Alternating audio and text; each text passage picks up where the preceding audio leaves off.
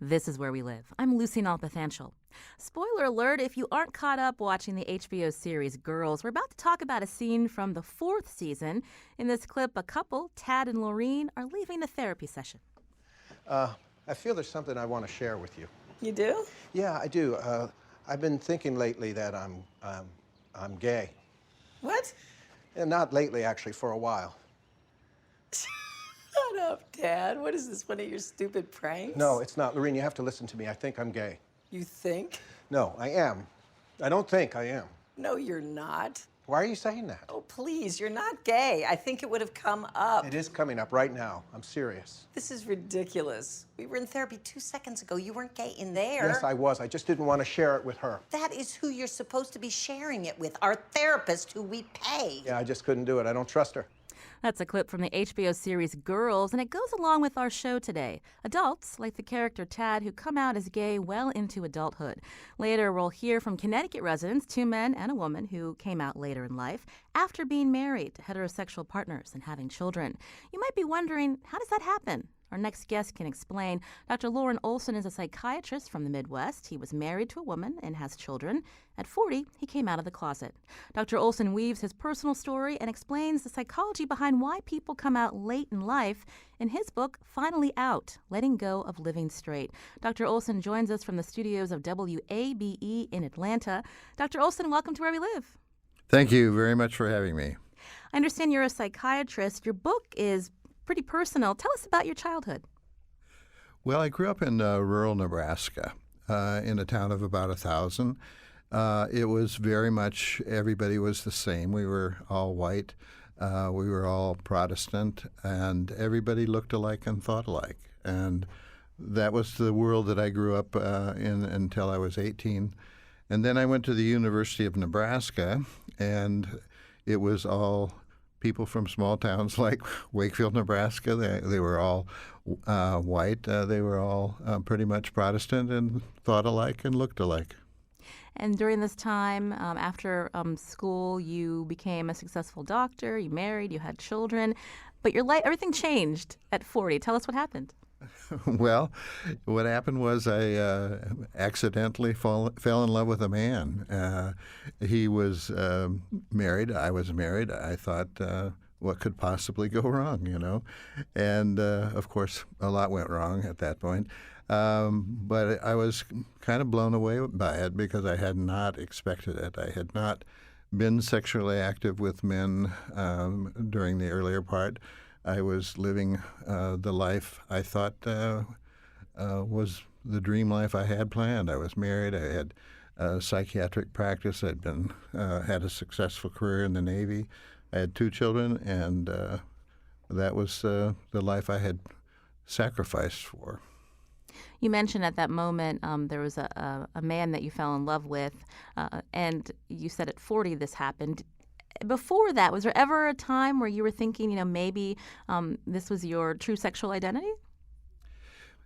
Well, there were clues along the way, but, anytime anything came up like that, I quickly put it out of my head and had another explanation for it.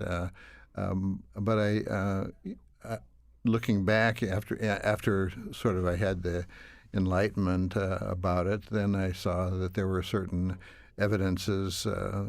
But, it was just, for me, such a powerful negative kind of idea for me that I really dismissed it. And, it's a psychological defense that we call denial, where things that are abhorrent to us are just completely blocked from our conscious mind. And for the most part, that's the way it was. It's kind of like a child believing in Santa Claus. You hang on to that belief as long as you can, and suddenly you can't hang on to it any longer.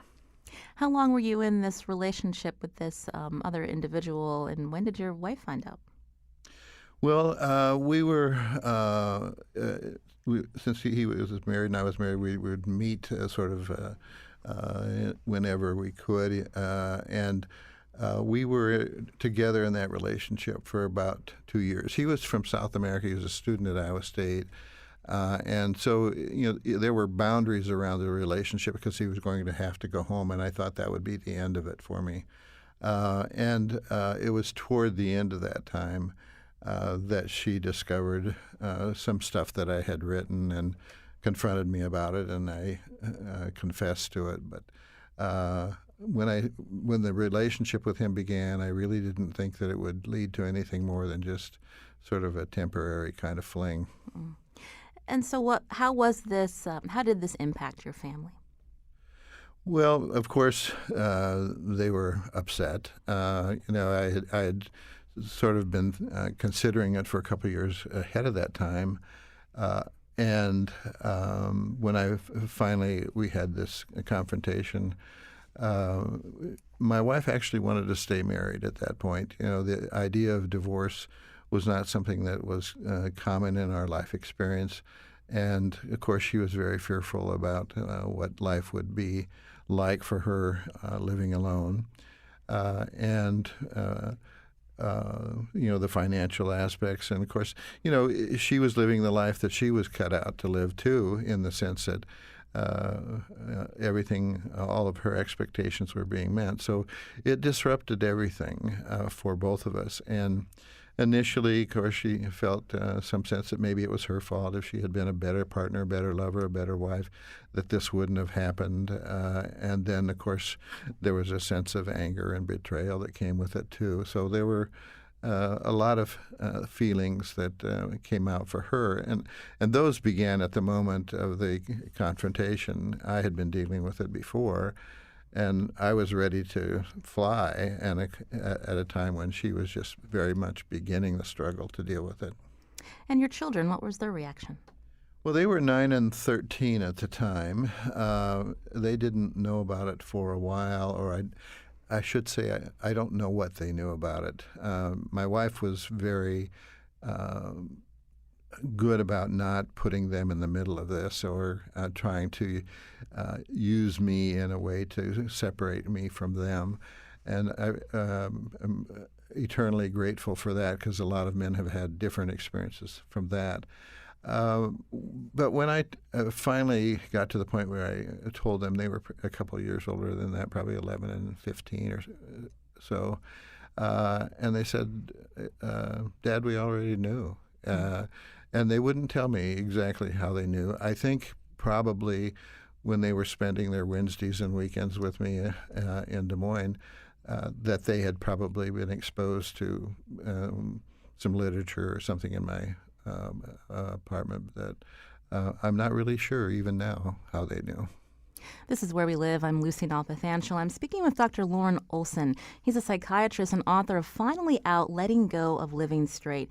In the book, he shares his personal story and talks about his research and why some individuals who decide to come out as gay well into their adulthood, what are the factors that cause that decision and that announcement to come later in life? If this is familiar to you, if someone in your family has experienced this, you can join the conversation, 860-275-7266. Dr. Olson, the time when your family found out and the later divorce, this is a difficult time in anyone's life. But at the same time, was there also a feeling of freedom and this secret, or the fact that you now acknowledge that you were gay, was out in the open?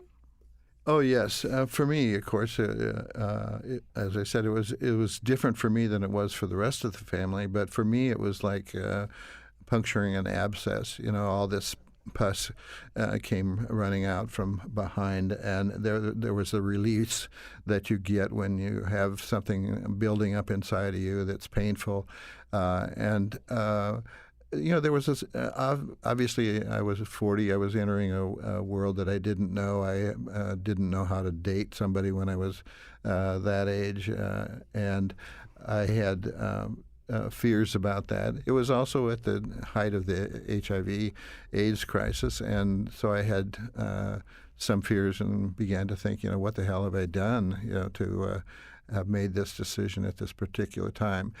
But there's also just sort of this enormous sense of peace that finally you're feeling that you have some moral integrity, that you're feeling wholehearted, that finally everything has come together in a way that is aligned. In your book, and this book came out actually, I think, 6 or 7 years ago. This is a new edition of Finally Out, Letting Go of Living Straight. And you're fairly open in the beginning of the book, Dr. Olson, that you're often asked two questions when people hear your story. There's disbelief that at 40 you didn't know that you were gay until you were 40, and that your marriage was a sham. How do you respond to that? Well, the second question is easy to answer. It was never a sham. Both my wife and I would agree, and have talked about it many times before, that we entered the marriage with the same commitment that other couples enter, in good faith, with an expectation that our life would be joined together forever. And that was the basis of our experience. And after I had been, when I was doing the writing of the first edition, I called her up and I said, I want to come talk to you about our sex life. And she said, oh, sure, you bring the Chinese and I'll get the wine and we'll spend the evening talking about it. And my question to her was, was there any sense for you that I wasn't totally present in that relationship? And her response was, absolutely not. That she thought, as I did, that it was as good as it could get. And so there was never any clue for her either that I had this sense of, I guess, difference or uneasiness about my sexuality. Part of the story is that my father was killed in a tragic farm accident when I was 3. And so any sort of atypical interests that I had for a man, I always attributed it to not having a father around. And if my father had been there, he would have taught me how to be a man. And so I used that as kind of a cover, not knowing that I was using it as a cover, but it became kind of my go-to excuse for anything that was not sort of traditionally or typically masculine. And when you decided to come out, you said you didn't know how to date. When you thought about writing this book, these experiences that you were having, I mean, how common is it for adults who they at some point feel comfortable admitting that their sexual identity is gay? How common is it for people to hold that in until they're in their adulthood? Because so often, these days we hear so much about when we think about gay culture, the embracement of it, and looking at young people who are open to coming out. But you're someone, again, who was married, had kids, and it was well into your middle age where you decided, I can be open about this and I can admit this. Well, Lucy, that was kind of the motivation for writing the book originally, because when I began to be curious about this and try to understand myself, I went to the literature, as a good physician would do, and tried to discover what was written about coming out in midlife. And there really wasn't much out there at all. Everything talked about the process of young people coming out and how you went through stages 1 through 6, and by 25 you were through the process and comfortable with your sexuality. Well, I was probably 35 or close to 40 maybe when I was reading that, and I thought, well, I can't be gay because I'm not through this process yet. And then as I began to explore this more, I found more and more men like myself who, for a variety of different reasons, didn't discover their sexuality until midlife, or in some cases, many people did know their sexuality and thought that a marriage would cure it, and that they would finally be heterosexual. So many men have come, and women too, as I've talked to women more about it, come to this realization after a very long process of thinking about it. You mentioned your medical background. We're talking about some of the factors in your upbringing, in your relationship. But as a psychiatrist, in your book, you mentioned the steel partition in your brain. Tell me about that. Well, it was like that everything that was related to same-sex attraction was just completely sealed off from my consciousness. I think one of the most obvious examples of that was I was in St. Louis, and this was like right before I was to get married. I went there with my brother, and we were doing sort of a bachelor's night away before the marriage. And I was in this antique store, and I was 25 at the time, and this very attractive young man came up to me and started talking with me and asking me some questions about myself. And as we were talking, he reached out and he touched my crotch. And I thought, well, boy, is he clumsy, and I kind of became uncomfortable, but I moved away, and he was an interesting guy, so he came and talked to me. He touched me again, and it wasn't until the third time that I really understood what was going on, and then I was just in a total panic. I was angry. I wanted to report him to the police. I felt very much that I had been invaded, and I think part of it was dealing with the sense that it was also very attractive to me in a way, and at the same time thinking, here I am on the cusp of entering a commitment to a long-term marriage with my wife, and I have experienced this. So it was just so negative to me that I again patched it off and explained it away. And it wasn't until actually when I finally came out that I began to say, well, I was given off some clues, somehow without even knowing it. And when I met the man that I became involved with, I thought, well, how did he know? And again, I think the clues that I was giving off was that I was observing more. I was paying more attention than probably a truly heterosexual man would, and so I was expressing an interest that I didn't even know that I was expressing, and they were responding to that information. Before we head to break, Dr. Olson, I had asked earlier about the youth culture in the gay community. Is there judgment in the gay community with adults who come out later in life? Some of the most hostile criticisms I've had about that are from younger gay people who really have confronted me and said, "You had to know. You're lying about this. It's not possible that you wouldn't have known." And it has been, at times, somewhat painful. But in writing the book, part of what I wanted to do was to go back and understand my history of how I grew up and how all of those things contributed to the fact that I was able to seal this off for so long.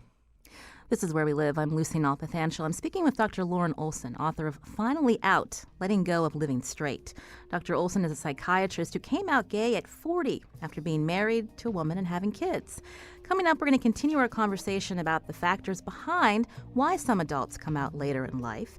And we'll hear from two Connecticut residents who identified as gay well into their adulthood. We'll take your calls and questions too, 860-275-7266. Email Where We Live at WNPR.org. Find us on Facebook and Twitter at Where We Live.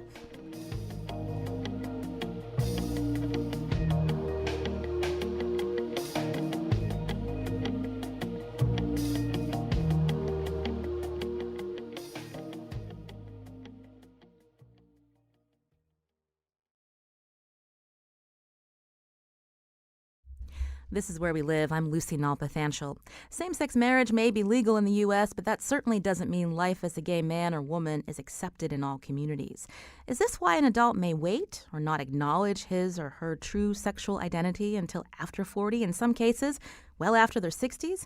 This is one of many questions psychiatrist Dr. Lauren Olson examines in his book, Finally Out, Letting Go of Living Straight. He joins us today from the studios of WABE in Atlanta. At 40, Dr. Olson realized he was gay after being in a heterosexual relationship and raising a family. Has this been your experience?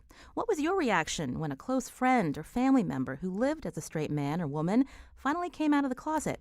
You can join the conversation, 860-275-7266, and you can find us on Facebook and Twitter at Where We Live. Now, joining the conversation are two Connecticut residents who are now in studio with me. Dave Knapp is a resident of Guilford, and David Zaker lives in New Haven. Gentlemen, welcome to the show. Hi, Lucy. Thanks for having us. Hello. I'll start with Dave from Guilford. You're a longtime resident of Connecticut. You graduated from Wesleyan. You had a career in the Boy Scouts. You sold textbooks throughout New England. When did you realize you were gay? I came out to myself around the age of 50, and then was terrified and didn't come out to my wife and publicly until I was 60, because I was afraid of losing everything that was important to me and having my whole life blow up. You said at 50 you realized you were gay and you were terrified. Tell us about that.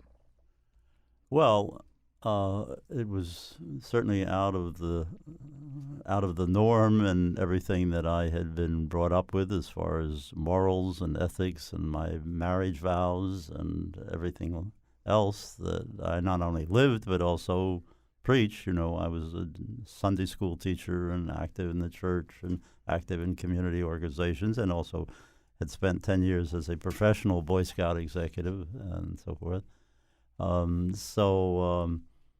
It was why would I mean, and leading the average middle class life, you know, college graduate and middle class lifestyle and so forth, and active in community organizations. At this time, you went to see a counselor, and what did he tell you? Well, yes, I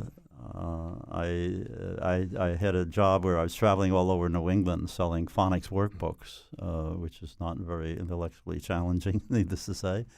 And I spent a lot of time in Boston because the Boston schools used my phonics workbooks. And I started to visit gay bars there and baths, and I couldn't believe that I was doing this. And because I was chairman of the Parents Committee at Daniel Hand High School, I was running for the Board of Education, later in the Methodist Church, and it was these opposite sides of my life were just bizarre and scary, and I thought I was having a nervous breakdown. So anyway, I found out that Canon Jones, who the Episcopal Church in Hartford, had been designated by the Council of Churches to counsel gay married men and women. So I called them, and they said, come up and see me. So I unburdened my soul, and at the end of telling him all my feelings and everything, he said, well, you're not the first person at age 50 to discover that you are gay, and you might as well accept it and enjoy it. That's it. No need to come back. And I thought he was absolutely crazy. This was 1978, and I didn't know anything about homosexuality at all. But on a gut level, I felt he was telling me the truth. So that was the beginning of my journey for 10 years. You said that you were worried about risking it all. When your family found out, what happened? Well, I didn't come out to my family. My kids had long gone, but then at around age 60, I realized that her parents and my parents had both lived. Well, our marriage had fallen apart, and that was a serious problem.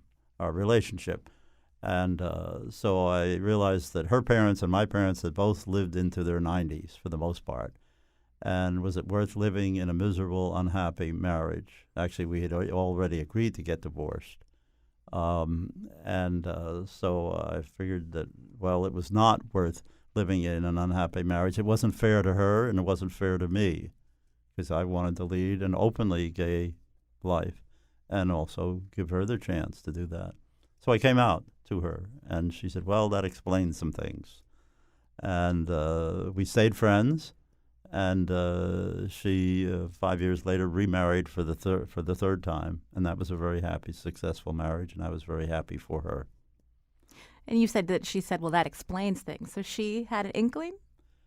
No, she didn't. In fact, when we got married, she said, you're a better lover than my first husband. And so anyway, no, she didn't have. Our sexual relation had fallen apart. Also, I mean that affected because of our marriage relationship. Also in the studio with us is David Zaker, a New Haven resident. Tell us a little bit about your story. Well, Lucy, it's kind of interesting because, mine, it wasn't so much like, there was a watershed moment, obviously, and that happened in April of 2007. But, sort of growing up, it's like I was always very much attracted to women, girls, and it was, around puberty that I kind of looked over at the guys in gym class and I'm like, those are kind of interesting. But it was just sort of the accepted kind of norm that, you were attracted to girls. And so I dated within that, kind of late bloomer, I guess you could say. I met my wife. We worked together initially, great friends. And then we became roommates. She needed a place to live, and just kind of one thing sort of progressed to the other. But it started with a really solid friendship, and but for me, it was interesting. I got married in 2003, and it was probably so I had turned 40, and we found out we were going to have a child, right? And so 5 years into the marriage, suddenly I was thinking, okay, I think I'm gay, and I'm looking for ways to kind of like back out. And then we're pregnant. And so when you have a child, when you're pregnant, it takes on a life of its own, obviously. And those first couple of years are really, no sleep. You're living your life for this little baby, and it's awesome. But it was when he actually started to sort of put words together. Everything's a question for a child. Everything has a question mark at the end of it. Mama, papa, doggy, everything's a question. And as I saw these questions, it was watershed that this child might have a question about himself someday that I can't honestly answer him unless I can honestly be who I am. And, I felt I owed it to my wife to sit down and actually tell her. I mean, it had been probably 6 months of zombie time. It was just, a lot of, we had been going to therapy. This obviously was a great deal of why I was having so much difficulty. But she actually just one day looked at me and she says, "What is going on with you?" And it was a Saturday morning, and I looked at her and I looked out the window and I said, "I'm gay." And we both started crying. She gave me a big hug. She said, "We'll get through this." And then we went shopping at Whole Foods. I mean, it was this really kind of surreal moment. I realized acutely, and still do to this moment, that as I was alighting from the branch to this sort of new life and finally coming out, and that release that Lauren had talked about, that branch was now hitting someone on the head on the way down. And I knew it. And I still feel that acutely now, even though, years later, I mean, we are friends. We live in the same neighborhood. We co-parent our child. I think my ex-wife likes my husband now more than she likes me, but it's great. We're all good friends. I wanted to take some calls, but before I do, I wanted to go back to our guest, Dr. Lauren Olson, who's joining us from WABE in Atlanta, author of Finally Out, Letting Go of Living Straight. Dr. Olson, as you hear the stories of Dave and David, again, what do you find that is similar to your story or the stories that people have told to you? And I'm curious about something that David said about growing up. He was attracted to girls, then he was attracted to boys. He ended up getting married. Is this something that people would then identify as being bisexual versus gay? Can you talk about that? Well, talking about bisexuality is a risky business, I think. The bisexual community is certainly advocating for a separate identity right now. But let me just say this, and that is that there was a period of my time when the only way I could really reference what was going on in my life was to consider myself bisexual. But it didn't stay there. And I think that there are people who are truly bisexual and that continue to experience sexual attraction to both men and women. That was not true for me. When I was a child or an adolescent, I had a certain, when you're that age, you're sexual. It doesn't matter. You're just so overwhelmed with sexual feelings that they almost aren't directed in any particular direction. But I always had a sense when I was trying to date in high school, and when I heard other boys talking about women's breasts and stuff, that somehow what they were talking about just wasn't quite there for me, and I couldn't really understand that. So as your other two guests were talking about, I was shaking my head and I was laughing and I had tears in my eyes a couple times. So I think we've had we all know that feeling of living a life which isn't right within ourselves, and how awful that feeling is, and yet, and at times we don't even know how to explain it, that we have that feeling. And the risk for men who are gay is about 3 times, the risk of suicide is about 3 times the rest of the population. And a lot of it has to do with the period of coming out, and just feeling that there's no hope, because either thing you're going to choose. You're either going to stay in a marriage which is unsatisfying in many ways, or you're going to leave, and you're going to leave a life that you thought was going to be the right one for you. And so there doesn't look to be a good option, and that's when I think people begin to think about suicide as an option. This is Where We Live. I'm Lucy Nalpathanchel. Today we're talking with adults who come out as gay well into adulthood. You can join the conversation, 860-275-7266.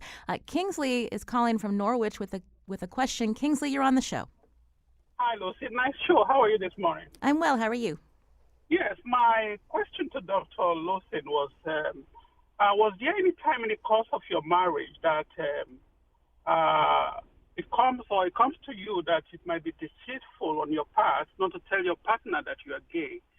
The second question is, what was the kids' reaction when they knew that you are gay? What was their reaction?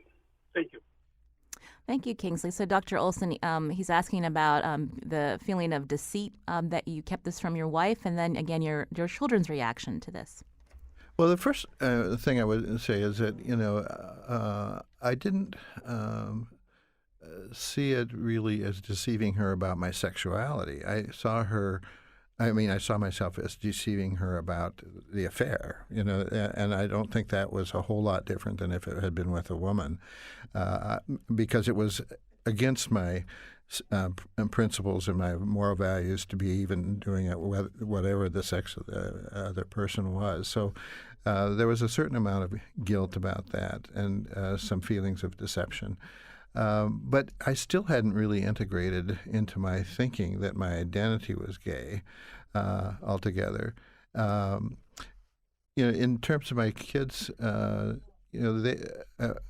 they I think accepted it in a different way because they'd had more experience with the idea that people live gay lives, and so they accepted it better than I would have thought. Even my grandchildren, I remember once my 2 young granddaughters talking in our home and saying, I didn't know 2 men slept together. But that was kind of the extent of their questions about it. But I have never deceived them. And I really didn't feel like I was deceiving my kids at the time either. It's an odd thing to look back on, but it was so new to me, so fresh, and I really didn't feel like I was acting in any way. I wanted to turn back to Dave Knapp, an in-studio guest who lives in Guilford. Dave, you had a different experience when your children found out. Can you tell us about that? Yes. My wife outed me. I didn't expect her. Well, she outed me to the Methodist Church, which kicked me out, and also to my children and other friends. And so anyway, the oldest stepdaughter, I acquired 2 stepdaughters, by the way, when I got married, who were 11 and 13. They were wonderful kids, and I had a good relationship with them. And then we had a daughter of our own, so I ended up with 3 daughters. Anyway, the oldest stepdaughter and her husband, and now her grown children, 1 boy and 1 girl, who are married with kids, accept me and love me, and I treasure that very much. The second stepdaughter, who's a mental health worker and therapist in North Carolina, cut me off completely, and that hurt a lot because we had a very good relationship, and I gave her a warm, loving home. I was a good stepfather, I think. And my own daughter is a very religious person and does not accept homosexuality behavior or even being that way. And that's a very painful and difficult thing, particularly since I have 2 grandsons who are now 21 and 19, and I don't really have any relationship with them. So that's a very painful thing.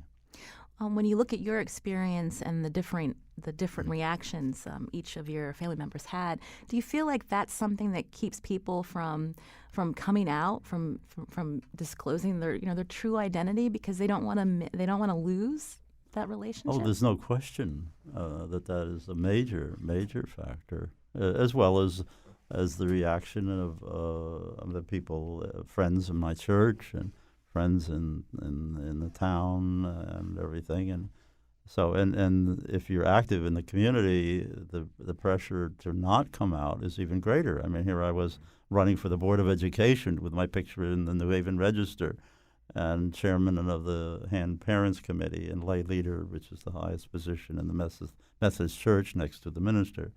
So the shame and shock and disgrace and even losing my job, I probably would have lost my job at that time selling textbooks if my boss had discovered that I was gay.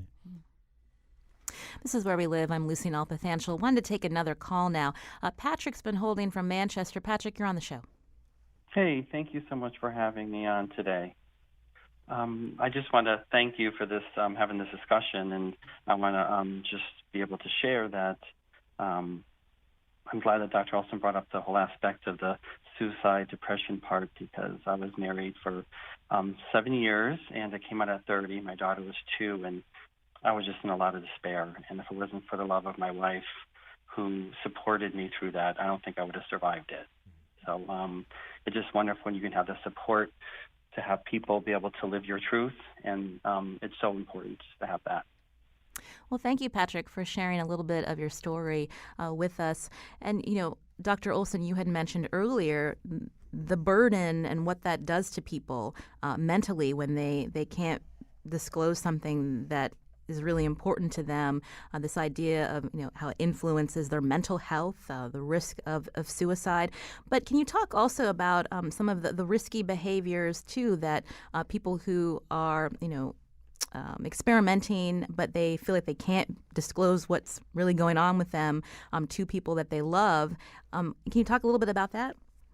Yes, there are a number of people who lead hidden lives, and the Centers for Disease Control talk about the category called MSM, or men who have sex with men.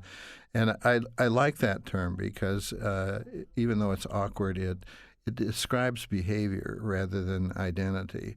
And there are lots and lots of men in that category for a variety of reasons who have sex with men.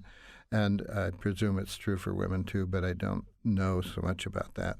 But oftentimes it's complicated because it's hidden. It may be in risky environments. People who have a lot of shame and guilt about it may use a lot of drugs or alcohol as a way of trying to ease their guilt, and then that clouds their judgment about being safe in their sexual activities, and oftentimes they may get involved in sort of sexual activity that is high-risk behavior. And so there is a great deal of risk, I think, that goes along with that kind of behavior.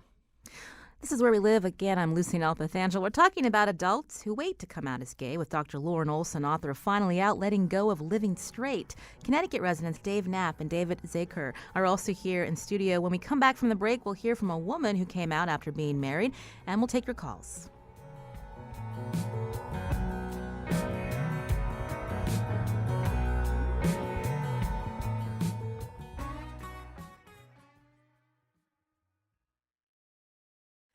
This is Where We Live. I'm Lucy Nalpathanchel. Today we're talking with adults who come out of the closet well into their adulthood, and with author Dr. Lauren Olson, who wrote the book Finally Out, Letting Go of Living Straight. And we wanted to get a female perspective on this conversation. Joining us now is Beth Bai. She's a West Hartford resident. Many of you know her as State Senator Beth Bai. Welcome to the program. Hi, Lucy. How you doing? I'm doing well. I understand that you also came out as gay later in life. Tell us about that journey. Sure. I mean, I think it was really interesting listening, because this idea that people wait to come out, I think, is not necessarily always what happens. I know for me, I didn't have an awareness that I was gay until I fell in love several years after being divorced, and it just shook me and surprised me. And like many of the other panelists, I had young children and I had a job in a Catholic institution, and so it was a really challenging time. When you made that realization, you said it was very challenging. How did you get through that? Well, I got through it with love because it was such a strong pull with my current wife that I just couldn't not be with her. I just really fell in love, and I realized at 40 that I'd never really knew what love was until I met this person. It just sort of shook my world, and also got some good counseling through it all, and a therapist that basically said you can't, and even a Catholic nun that said God wants you to be happy and your kids will do as well as you do. But certainly my family and friends were very concerned about the impact on my children, and like another caller as well, I was in political office and on the Board of Education. So it was really a scary time, and I think historically it was less accepted when you go back. Sure. That many years. Hi, Beth. It's David Zaker. How are you? Hi, David. Good talking to you. So I think for me, too, it was definitely really good therapist. And I had met someone in yoga and who gave me the name of a therapist that he had strongly recommended and he had used himself. And that was really watershed, I think, for me. She was very tough, but she was, recognized that, first of all, my son was really, paramount. And that doing things that were right for him.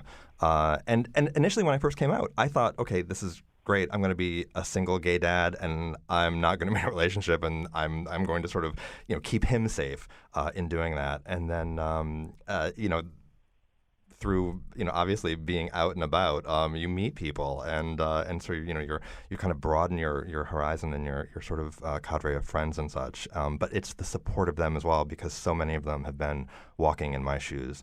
And it's just, it very, very helpful. Yeah.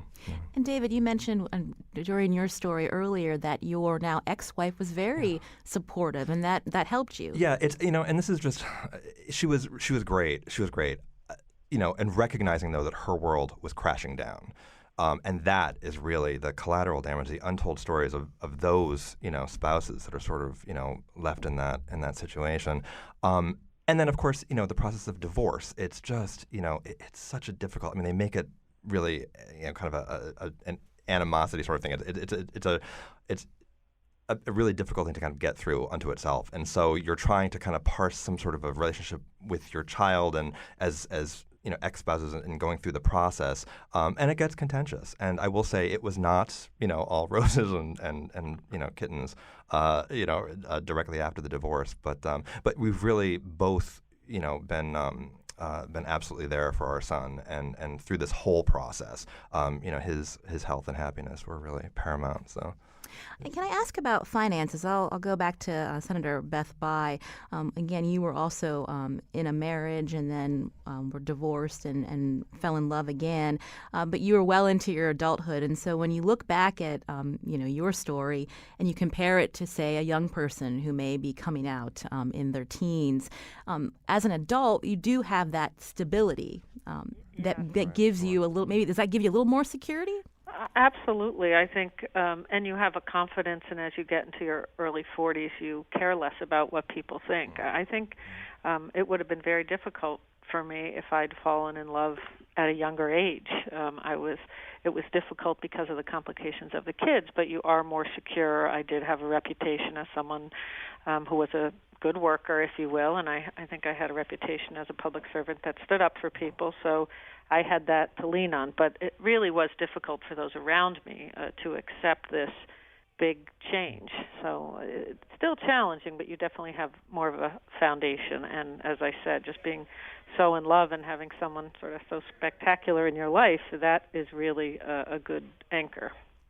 Dave Knapp from Guilford, you do a lot of talking at local high schools. Tell me about what you hear from young people who are coming out as gay or are weighing that decision, and what you think about when you look back at your life story and the difficulties of trying to decide what it's going to be when I come out.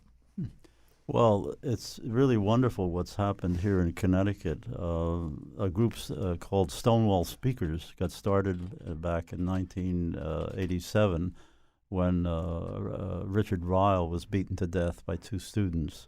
and they were tried as adults and sentenced to 30 to 40 years in prison. And the defense attorney said this is such a tragedy for everyone, and there needs to be education about the subject, particularly for high school students.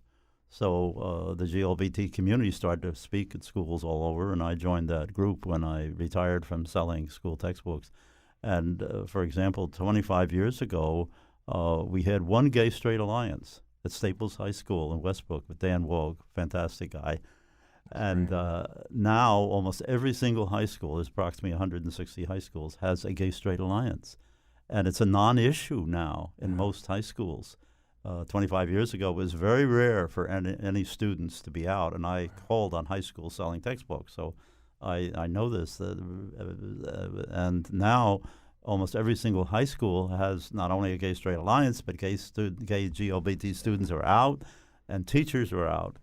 And that has changed the whole atmosphere, and remarkable that's happened in 25 years, all done with volunteers, by the way, with Stonewall speakers.